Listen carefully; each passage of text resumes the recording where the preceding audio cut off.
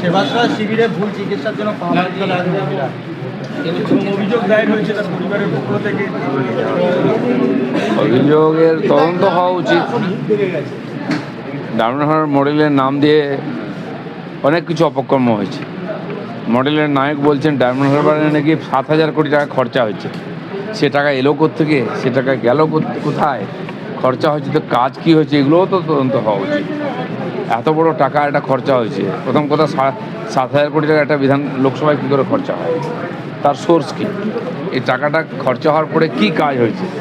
তাহলে তো ডায়মন্ড হারবারটা বাংলা থেকে আলাদা দেখা যেত, গুজরাটের মতো মনে হতো।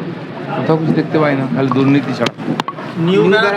কলেজে সেই কলেজের ইউনিয়ন রুম থেকে গুচ্ছ গুচ্ছ কন্ডোম উদ্ধার হচ্ছে, মদের বোতল। শিক্ষাঙ্গন ছিল এরকম মৌজ মস্তি ফুর্তি করার জায়গা, সবে শুরু হয়েছে। টাকার বাক্স, বাকি যত এই সমস্ত অনাকাঙ্ক্ষিত জিনিস অন্যান্য কলেজ ইউনিভার্সিটিতে পাওয়া গেছে। দুষ্কৃতীদের আখড়া। শিক্ষামন্ত্রী তো নাকে তেল দিয়ে ঘুমতেন, মন্ত্রীরা কিছুই জানতেন না, আর অর্থমন্ত্রী বাজেট সম্বন্ধে জানেন না, মেয়র প্ল্যান সম্বন্ধে জানেন না। এখন দেখা যায় শিক্ষামন্ত্রী স্কুল কলেজে কী চলছে কিছু জানেন না। কে চালাতো এটা? ভূতের রাজত্ব ছিল কি? আদালতে পছনার মুখে ভাইপো, কবে কলারস্বরের নমুনা দেবেন? ভাইপোকে ধমক আদালতে, কি বলবেন? ধমক খাওয়া সবে শুরু হয়েছে, এর আগেও খেয়েছেন। এরা এতদিন ক্ষমতায় ছিলেন, আদালত মনে করতেন না, যা ইচ্ছা করতেন। সেটা তো হতে পারে না, আসতে হবে সবাইকে সামনে।